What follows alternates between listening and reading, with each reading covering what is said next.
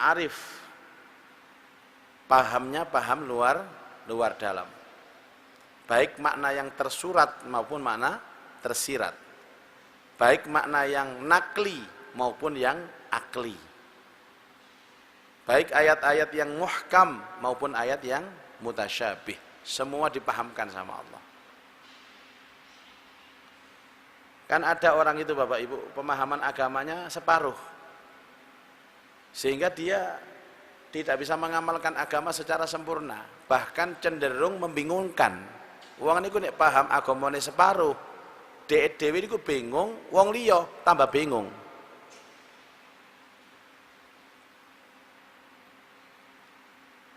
Ini wajib dianggap sunnah, yang sunnah dianggap wajib. Contoh Pak, ada sebahagian jamaah haji, jamaah umroh ini yang setiap di Mekah ketika tawaf di Baitullah itu memaksakan untuk mencium Hajar Aswad. Pokoknya kula niki umroh yai wajib ngambung Hajar Aswad. Lalu saya tanya, sing mewajibkan sampean niku sapa? Nabi tidak pernah mewajibkan. Apalagi keadaan seperti ini penuh. Dan orang kalau mencium Hajar Aswad itu pasti mendorong, nyikut. Padahal mencium Hajar Aswad itu dianggap sunnah, nyikut haram.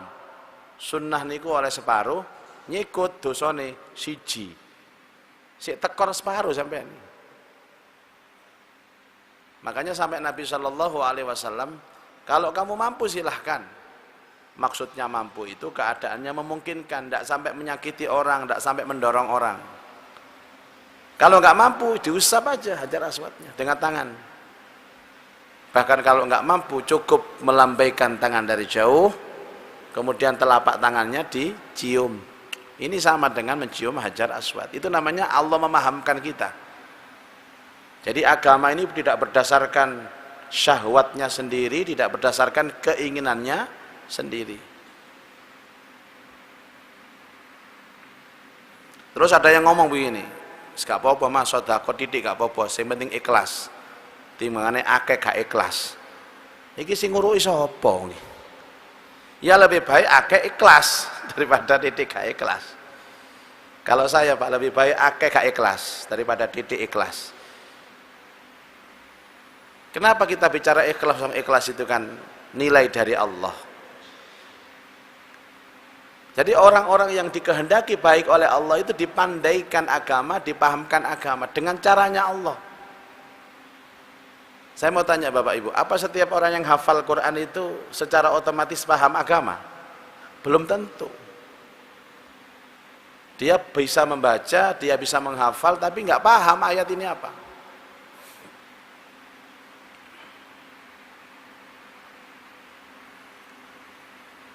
Ini yang pertama.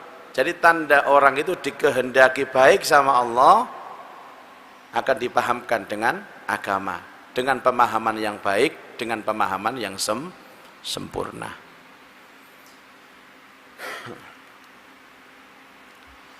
Kalau sampean sholat di sini, kemudian tiba-tiba ada ular, Pak, ular kobra. Kira-kira sampean terus sholat napa melayu? Halo, Melayu. Berarti sampean dikehendaki Allah paham agama sampean. Orang yang paham agama itu nek salat ana ula melayu. Gak meneng ae. Kan begitu, fikihnya kan begitu. Kalau ada sesuatu yang mengancam nyawamu, maka boleh salat sambil berjalan, salat sambil berkendaraan. Nanti kalau sudah aman, kondusif, baru sholat seperti yang normal. Misalkan sampean dititipi putu, cucu. Iki mama papai padha nyambut gawe kabeh, putune dititipno mbahe. Sampean mbahe termasuk, Pak. Bedhug gak turu-turu putune iku. Ngliter ae. Akhirnya terpaksa sholat di depan kita, cucunya ini. Pada waktu tengah-tengah sholat, cucunya ini merangkang ke kompor LPG di dapur. Nah, saya gawe mbahe ngono kira-kira nerusno salat apa nulungi putu niki wae. Apa dipasrahno nang Allah putune wis. Ini kalau orang paham agama ya diambil cucunya Pak, diselamatkan, nggak batal itu. Merono maneh dicekel maneh, balik maneh. Merono cekel maneh, balik maneh. Itu namanya orang paham agama. Kelihatannya kan nggak oleh sholat itu bergerak. Jangan salah, ada pergerakan sholat itu yang tidak membatalkan dan dibolehkan. Yo cok pasrah.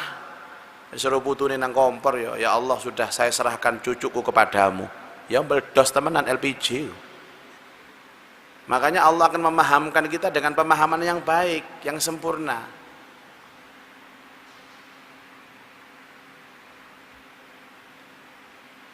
Ada orang ikut malaman 27 Ramadan di Masjid Al-Akbar.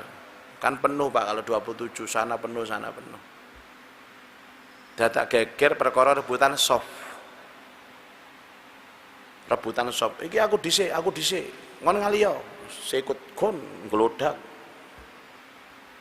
Jadi rebutan soft sampai bertengkar untuk merebut Lailatul Qadar. Itu dari mana sampean? Nek aku Pak ngalah aku. Pek-pek sop iku. Aku salat nang pinggir pagere masjid kan dulu. Karena sekali kita salat tapi menyakiti orang ya.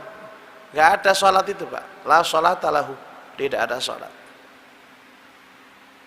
Tidak ada salat. Jadi merebut sebuah kemuliaan dengan melakukan kemungkaran. Dari mana, Pak? Ini wong bodoh ini. Ada salah seorang pejabat tersandung kasus KPK. Aku gak ngomong jenenge loh ya, Ya kan banyak pejabat-pejabat itu Pak. Akhirnya dia ngomong, Pak Yai saya ikut umroh ya Pak Yai. Apa? Supaya untuk membersihkan harta-harta saya. Karena semua harta saya ini hasil korupsi. Ya gak iso. Enak, mari korupsi duwe gawe umroh terus muruh diampuni dosa-dosane. Karepe dhewe ae. Dan banyak ilmu-ilmu yang sesungguhnya tidak hanya bisa sekedar dipahami dari zahir bahasanya, tapi perlu pendalaman-pendalaman. Tapi kalau Allah memahamkan kita kepada agama, itu Allah memahamkan kita secara sempurna. Wa zahadahu fid dunya, dan Allah menjadikan dia zuhud fid dunya, di dalam urusan dunia. Zuhud itu membersihkan hati cinta terhadap dunia yang berlebih-lebihan. Biasanya Pak Bu, kehidupannya itu ia mementingkan akhirat lah. Dunia tetap Pak. Jangan dianggap begini, orang zuhud itu kemudian tidak boleh pakai baju bagus, nggak boleh pakai mobil bagus, nggak boleh punya rumah yang bagus, nggak boleh punya istri yang cantik. Ada kiai istrinya cantik ya, kiai itu nggak zuhud, nggak boleh kiai punya istri cantik, nggak boleh. Kiai itu bojone kudu rembes, kudu elek. Lah enak sampean, ayo mbok pek kiai ini gak oleh. Keliru itu pemahaman seperti itu Bapak Ibu. Dia punya harta banyak, tapi nggak sampai dia mencintai terlalu berlebih-lebihan. Sampai nanti ada makalah setelahnya itu ada hadis mengatakan Rasulullah pernah bersabda, aku dianugerahi Allah cinta terhadap dunia dengan 3 hal. 1, aku cinta dengan wewangian, aku cinta dengan minyak wangi. Yang kedua, aku cinta dengan wanita. Yang ketiga, aku cinta dengan sholat. Jadi Rasulullah kalau ketemu 3 ini Pak, senangnya luar biasa. Ketemu minyak wangi, ketemu perempuan, terus sholat. Terus diterjemahkan oleh para ulama, Rasulullah mengatakan seperti ini bukan Rasulullah cinta dunia, tidak. Ada hal-hal yang melekat dalam kehidupan manusia dalam urusan dunia, tapi tidak masuk kategori dia cinta dunia. Contoh, makan. Beli makanan Pak, itu kan dunia, tapi kan bukan dunia, kebutuhan itu Pak, makan. Panjenengan poso, wae maghrib, Dikai buka. Moh aku gak gelem Mas, gak gelem sego. Gak gelem es, gak gelem kolak. Apa? Itu dunia, dunia. Aku ndak mencintai dunia. Ya mate kelaparan sampean. Jadi ada kalanya sisi dunia itu harus melekat dalam kehidupan. Kados minuman ini Pak Bu. Nah ini kan minuman. Napa bedanya ngombe kula kali sampean Pak? Padha niki, cuman capek dijopuk. Napa kok dijopuk Pak? Soalnya gak sponsor deh. Enake deh, gak sponsor tak ada kayak gini di shooting kok. Oke, istri itu dunia, tapi itu kebutuhan, bukan berlebih-lebihan. Maka orang-orang yang dikehendaki baik sama Allah, hatinya dikondisikan tidak terlalu mencintai dunia. Terus pun caranya jenengan semerap kalau hati kita itu tidak terlalu mencintai dunia. Bagaimana cara atau indikatornya Pak? Kalau kehilangan biasanya. Kalau kehilangan tidak terlalu sedih. Mboten tapek gelo. Ya biasa gitu aja. Jadi orang itu melihat bahwa dia cinta dunia atau tidak dilihat dari saat kehilangannya. Sampean kalau dianggap cinta terhadap uang misalkan, ya lihat saja kalau kehilangan uang bagaimana reaksinya. Sampai nangis, sampai sedih, sampai gulung-gulung, sampai semaput, ya Anda cinta dunia. Tapi kalau sudah hilang, Mas duwe hilang ya apa Mas? Yes. Ya gak apa-apa pancene waya hilang. Semoga-moga diganteni Allah ngono ae. Istri juga demikian. Kalau terlalu cinta istri, lihat coba istrinya meninggal dunia. Nek terlalu cinta lah, iso semaput-semaput, nangis. Tapi nek biasa-biasa ya, bojone mati ya wis. Innalillahi wa inna ilaihi raji'un. Kadang-kadang ya gak innalillah malah alhamdulillah. Iki bojo kurang ajar iki. Ai ja'ala qalbahu khalian. Maksudnya adalah Allah akan menjadikan hatinya sepi. Mimma khallat minhu yadahu, dari apa-apa yang dia merasa memiliki dengan tangannya ini Pak. Paling enak Pak, orang itu dikasih dunia tapi tidak cinta dunia, itu paling enak. Itu namanya zuhud. Yang paling susah dan sengsara, cinta dunia tapi gak duwe donya. Sama wong sugih gak kedonyan, melarat kedonyan. Sengsara Pak. Jadi zuhud ini bagian dari cara Allah untuk menghendaki seseorang itu menjadi baik. Mboten emanan, ya, ndak pelit. Orang pelit itu paling ditakuti apa, Pak?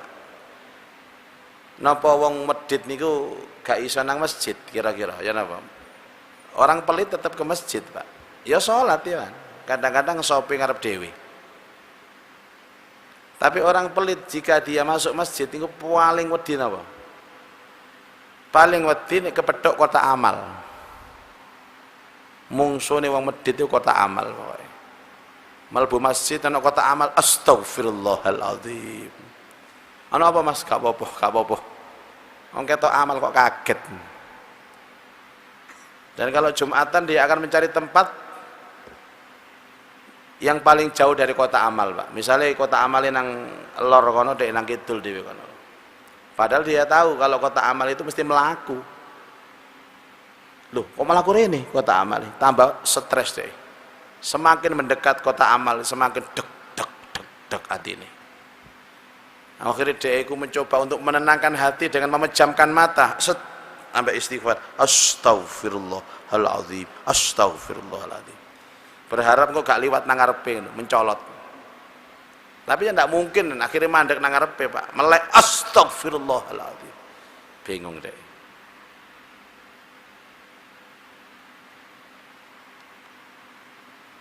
Itu yang kedua. Yang ketiga, wa bassarahu bi uyubi nafsihi, dan Allah menyadarkan dia bisa mengetahui kekurangannya.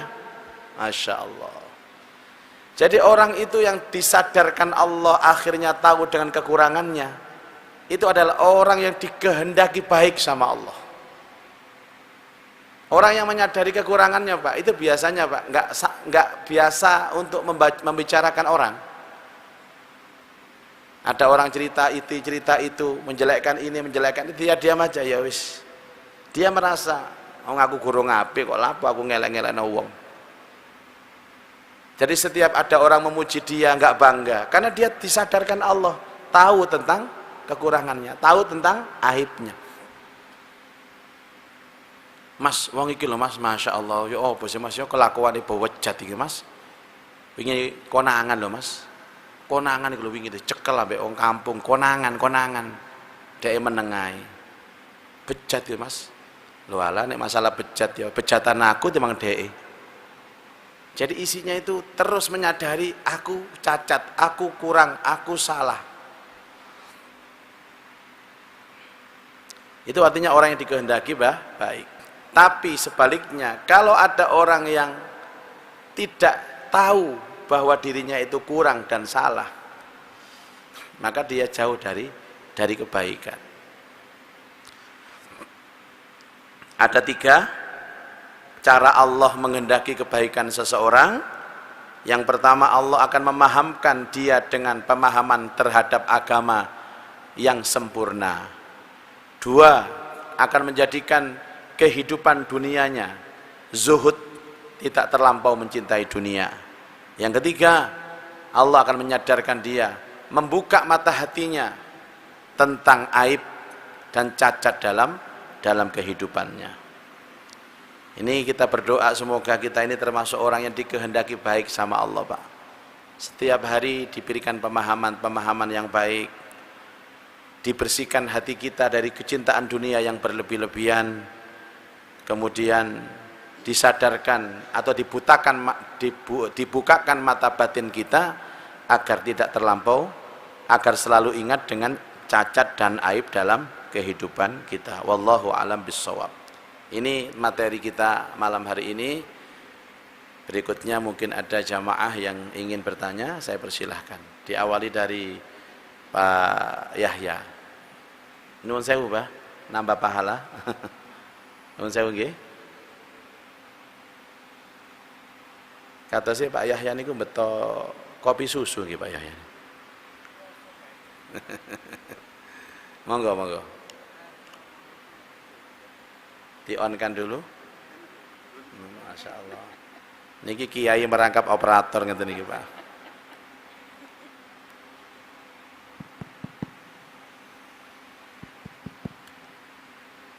Sampun. Assalamualaikum warahmatullahi wabarakatuh. Mohon maaf Yai. Monggo Pak Yahya. Ini masih bulan Syawal. Jadi mohon pencerahan bagaimana kita istiqomah Yai menjalankan apa yang sudah pernah kita laksanakan pada bulan Ramadan. Yang pertama sholat jamaah, yang kedua puasa, yang ketiga sedekah, yang keempat baca Quran, sholat malam dan sabar. Setelah itu kan setan kan dilepas ya, makanya kan ya, setan kan. Mohon maaf, terima kasih. Matur suwun sangat Pak Yahya, bagus sekali. Saya mau tanya kepada Bapak Ibu, apa sih bedanya Ramadan dengan tidak Ramadan dalam urusan amal? Bedanya apa Pak? Sama, di dalam Ramadan kita sholat, di luar Ramadan ya sholat. Di dalam Ramadan kita puasa, bedanya wajib. Di luar Ramadan kita puasa, sunnah. Di dalam Ramadan ada tahajud, di luar Ramadan ya tahajud. Di dalam Ramadan ada baca Quran, di luar Ramadan ada baca Quran. Orang yang mengira kalau Ramadan itu adalah momen dan seremonial, penyakitnya begitu Pak. Masuk Ramadan sergep, metu Ramadan males, masuk Ramadan taubat, metu Ramadan kumat. Nah, iki wonge gak tekoi. Yang berbeda hanya pahalanya saja Pak. Pahalanya ditingkatkan oleh Allah, dilipat gandakan sama Allah. Dan itu memang cara Allah. Setiap toko Setiap toko market itu Bapak Ibu, itu ada hari-hari tertentu yang memang harus didiskon besar-besaran. Beli 5 dapat 6, beli 10 gratis 1, itu selalu ada, itu konsep hidup namanya. Tapi setelah itu ya biasa saja. Makanya ada ulama mengatakan salah satu indikator keberhasilan Ramadan seseorang itu adalah menjadikan 11 bulan setelah Ramadan seperti Ramadan. Ini motivasi pertama. Menjadikan 11 bulan setelah Ramadan seperti Ramadan. Jadi ada kawan begini Pak, waktu Ramadan itu sholat jamaahnya luar biasa Pak, gak pernah putus belas subuh kabeh. Setelah Ramadan tidak pernah berjamaah lagi dia. Ditanya, ya apa mas, kau gak tahu jamaah saiki mas? Kapan ini posoan kok jamaah terus? Iku lak posoan, ya seje sih, iku lak posoan lah. Makanya dia tidak termasuk yang dikehendaki kebaikan tadi sama Allah. Kalau dia dikehendaki kebaikan sama Allah, dia menjadikan 11 bulan setelah Ramadan seperti Ramadan. Ini supaya kita sadar. Terus yang kedua pasti dengan ilmu Bapak. Saya mohon Bapak Ibu tetap sergap ngaji. Saya tidak menemukan cara yang paling bagus dan efektif untuk mendongkrak semangat ibadah pasca Ramadan kecuali dengan ilmu. Semakin mengaji banyak, semakin ketemu orang-orang soleh. Ilmu. Terus yang ketiga tentu dengan komunitas atau gumpulan. Ya, ini sering saya sampaikan Bapak Ibu, komunitas ini sangat menentukan. Komunitas ini sangat menentukan.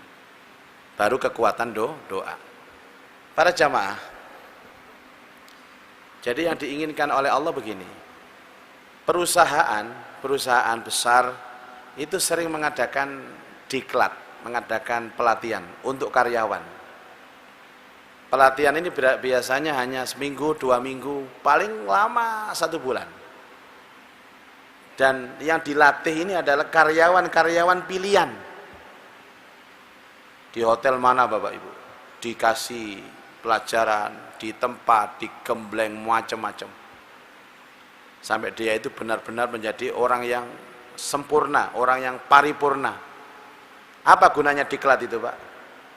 Agar setelah diklat itu dia kembali ke kesehariannya di perusahaannya ini lebih baik dari biasanya.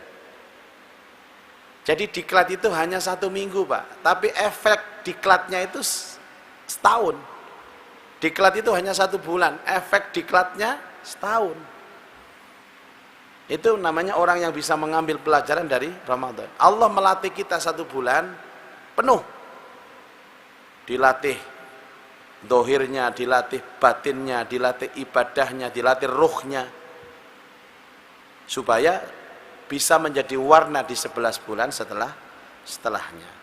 Sampai Allah menyindir di dalam Al-Quran, a'udzubillahi minasyaitonirrajim, wala takunu kallati naqadat ghazlaha min ba'di quwwatin ankatha.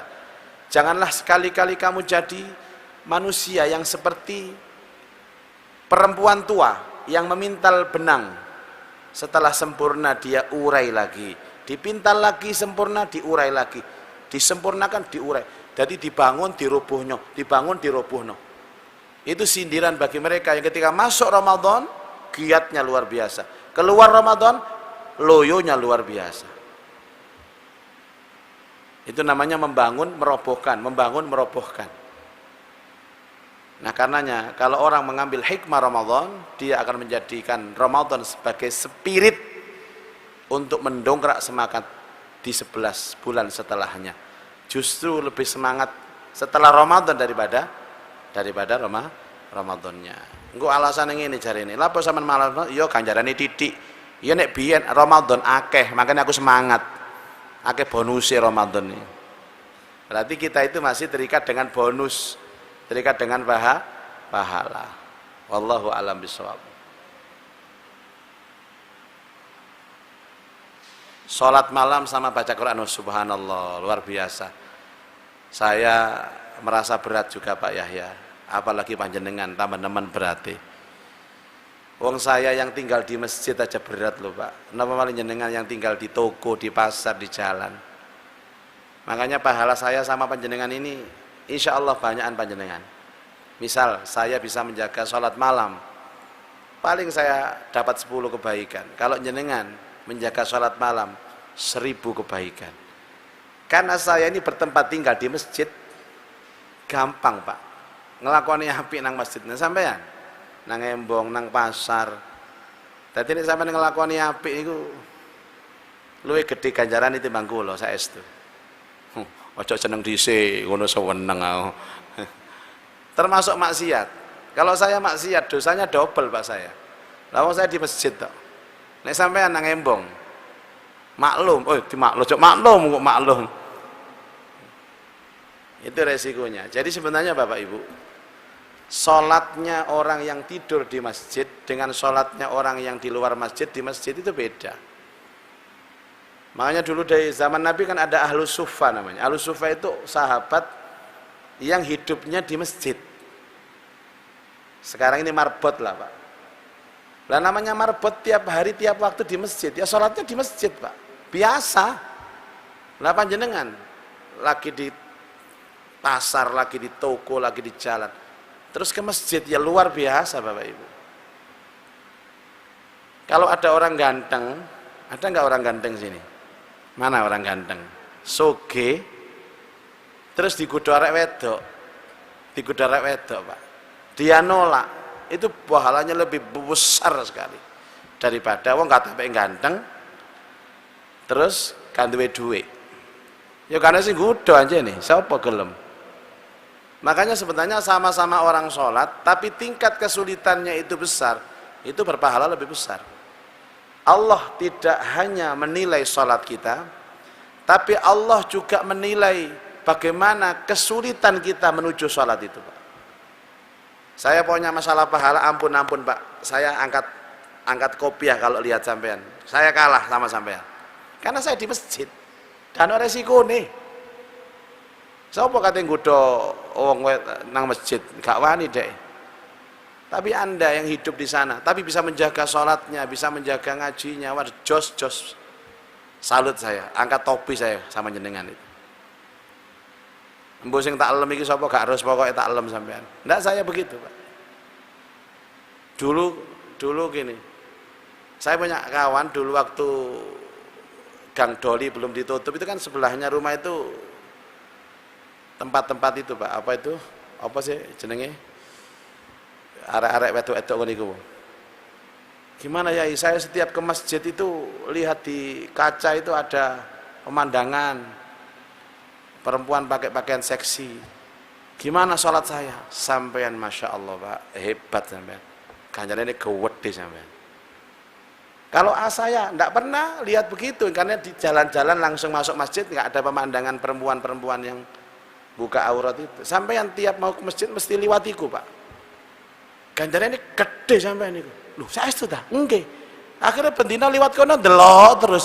Sing tak maksud itu gak tak kudu ngono. Sing tak maksud itu artinya setiap resiko ibadah itu ada hitungannya di hadapan Allah. Ojo tambah ganjarannya gede, ben budal nang masjid mampir dhisik ditelok dhisik. Ya tetap dihindari. Cuman kalau memang itu ujian, ya sudah. Sama dengan ujian orang berpuasa, ketika dia sama-sama puasa di komunitas orang berpuasa, beda mereka yang berpuasa di komunitas orang yang tidak puasa, itu beda nilainya Pak. Dan itu ada harganya di hadapan Allah Azza wa Jalla. Begitu ya Pak ya, wallahu alam. Baik, mungkin ada lagi? Itu sana. Ini mic-nya, minta tolong. Nah, ke sini aja Ustaz, di sini. Nah, nambah pahala ya. Monggo. Assalamualaikum warahmatullahi wabarakatuh. Waalaikumsalam warahmatullahi wabarakatuh. Izin bertanya Pak Ustadz, bagaimana nggih agar kita itu dapat menjaga iman kita itu tetap stabil atau syukur-syukur bisa naik gitu, agar kita tetap dapat melaksanakan istiqomah dalam hal kebaikan. Iya. Matur suwun. Dengan Mas siapa ini? Lukman. Mas Lukman. Dari mana Mas? Dari Tuban. Tuban, Masya Allah. Pertanyaan hampir sama dengan Pak Yahya. Kalau Pak Yahya itu langsung praktek ibadah, kalau Mas Lukman kan iman. Jadi ada yang bertanya kepada saya begini, benarkah Pak Yai iman itu naik turun? Benar. Tapi jangan dulu berhenti di situ, karena banyak naiknya atau banyak turunnya. Bapak Ibu, manusia ini kan makhluk Allah yang mudah adaptasi, makhluk Allah yang mudah meniru, makhluk Allah yang mudah mencontoh. Karakter dasar manusia, urusan kebaikan dan urusan keburukan itu nyontoh, Pak. Maka di mana panjenengan berada, bersama siapa panjenengan tinggal, itu mempengaruhi iman. Dan saya itu sama kayak musim Ramadan kemarin. Ramadan ini kan kayak iman kita naik terus, Pak. Gimana gak naik? Tonggone ya jamaah nang masjid, morotuane jamaah nang masjid, ada kawan-kawannya semua juga ke masjid. Hati kita terpengaruh. Barang selesai Ramadan, tonggone wis gak nang masjid, morotuane gak nang masjid, ala wis kabeh gak nang masjid, aku meloke nang omah. Jadi saya, di mana kita tinggal dan bersama siapa kita tinggal, itu pengaruh terhadap naik turunnya iman. Ada orang yang kepingin naik imannya itu datang ke seorang ulama. Dia bilang, Pak Yai, saya ini kepingin iman saya stabil.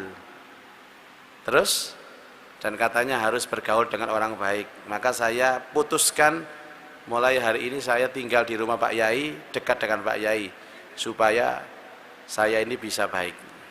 Ya wis, tapi dengan syarat, apa yang aku lakukan kamu harus nyontoh, kamu harus ikut. Dan kalau enggak, kamu gak lulus, kamu harus pergi dari rumah saya. Siap. Nah, kebetulan Kiai ini kan orang yang senang bangun malam, baca, pokoknya isinya ibadah terus, Bapak Ibu. Seminggu tinggal bersama Kiai itu berubah total. Terus akhirnya dia pulang, Pak. Sebulan masih mencontoh kiainya ini. Balang bulan kedua meleyar mana wisan. Akhirnya dia kembali lagi ke kiainya ini. Nah, ini yang pertama. Jadi sekali lagi, di mana kita tinggal, bersama siapa kita bergaul, itulah iman kita, Pak. Itulah iman kita. Terus yang kedua, iman itu kan bagi orang awam itu kan harus sedikit dipaksa, Pak. Kebaikan yang berasal dari bukti keimanan itu harus dipaksa. Mboten sakit, mboten dipaksa niku, Pak. Harus.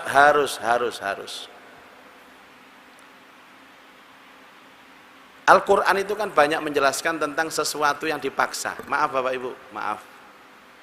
Di antara sekian banyak makhluk, hanya satu yang tidak pernah dipaksa sama Allah, manusia ini. Cuman Allah berharap kita itu memaksa diri kita sendiri. Contoh, matahari. Matahari ini dipaksa sama Allah, Pak. Setiap hari terbit dari timur, tenggelam di barat. Berjalan dari timur, dipaksa Allah. Seolah-olah Allah itu ngomong kepada matahari, matahari kamu harus terbit dari timur, kemudian tenggelam di barat. Sampai kiamat kamu harus melakukan ini. Kan tidak pernah protes matahari, Pak. Itu dipaksa sama Allah. Terus air yang jatuh, kemudian ada dataran rendah, dataran tinggi. Dari dataran tinggi ke bawah, airnya harus turun gini, harus turun. Ya, gravitasi bumi namanya, Pak. Ini dipaksa. Setiap benda yang dijatuhkan itu pasti jatuh. Dipaksa sama Allah. Mau tidak mau, lakukan. Semua alam semesta ini dipaksa sama Allah. Yang tidak dipaksa itu manusia, Pak. Ini loh sampean. Katanya Allah, faman syaa falyu'min wa man syaa falyakfur. Kalau kamu iman, imanoh. Kafir, kafiroh. Ibadah, ibadah. Maksiat, maksiatoh. dibebaskan sebebas-bebasnya. Itu hanya manusia. Tapi Allah punya pesan yang tersirat. Kalau aku tidak memaksa kamu, paksa dirimu sendiri. Makanya ada orang itu yang memang oleh Allah kehidupannya dipaksa, Pak. Lewat apa? Sakit. Lewat apa? Bangkrut. Lewat apa? Cerai. Makanya banyak orang yang sakit baru mau ibadah. Ada. Bangkrut baru mau ibadah. Rumah tangganya berantakan baru mau dekat dengan Allah. Itu cara Allah memaksa kita. Lah maksudku loh, mumpung gurung Allah sing meksa, ayo dipaksa dhewe. Karena manusia itu dibebaskan loh, Pak. Loh seandainya manusia itu diwajibkan Allah ngaji Senin Maghrib di Al-Akbar, kalau nggak ngaji perutnya sakit, ya penuh, Pak. Kuwabe murus kabeh sak njopo-njopo itu. Semua datang ke sini. Tapi Allah kan nggak memaksa. Sing gak sholat pun tambah sehat awake. Aku loh Mas gak tahu sholat, tapi ya seger waras kan, ya gak apa-apa kan, nggak no. Coba, itu artinya Allah membebaskan manusia sebebas-bebasnya untuk memilih hidupnya sendiri. Mau kafir monggo, mau iman monggo, silahkan. Lah ayo kita menggunakan cara kita, fasilitas ini apa? Dengan cara memaksa diri sendiri. Jadi tergantung bagaimana kita kekuatan untuk memaksa diri sendiri, itulah nanti hasil daripada iman kita. Kadang-kadang harus lihat dengan fadilatul amal, Mas tadi. Coba sering-sering baca hadis, browsing tentang keutamaan. Apa keutamaan sholat berjamaah, apa keutamaan orang mengaji Al-Quran, apa keutamaan orang ngaji menuntut ilmu seperti ini, apa keutamaan sodakoh. Semakin banyak kita membaca tentang hadis-hadis fadilah amal, maka terdongkar semangat kita. Di samping lagi-lagi orang-orang di sekitar kita ini juga sangat menentukan. Seorang suami yang punya istri yang sholihah, yang setiap saat mendukung dia sholat berjamaah. Ayo Pak, budal nang masjid Pak, jamaah Pak, jamaah. Mau males, awas, gak jamaah, awas, kata gak ijatah, ayo, budal. Akhirnya mercing ambek nyencing sarung budal nang masjid. Itu caranya apa? Cara memaksanya seperti itu. Wallahu alam bissawab. Mudah-mudahan hari ini Allah limpahkan kepada kita ilmu yang manfaat. A'udzubillahi minasyaitonirrajim. Bismillahirrahmanirrahim. Alhamdulillahi rabbil alamin. Allahumma shalli ala sayyidina Muhammad wa ala alihi wa sahbihi ajmain. Allahumma anfa'na bima 'allamtana wa 'allimna ma yanfa'una wa zidna ilman nafi'a. Allahumma rzuqna fahman nabiyyin wa hifdzal mursalin wa ilhamal malaikatil muqarrabin bi rahmatika ya arhamar rahimin. Rabbana atina fid dunya hasanah wa fil akhirati hasanah wa qina adzaban nar. Wa sallallahu ala sayyidina Muhammad wa ala alihi wa sahbihi wa baraka wa sallam. Walhamdulillahi rabbil alamin. Subhanakallahumma wa bihamdika asyhadu an la ilaha illa anta astaghfiruka wa atubu ilaik. Insyaallah bertemu dalam kajian Senin yang akan datang. Wallahul muwaffiq ila aqwamit thariq. Wassalamualaikum warahmatullahi wabarakatuh.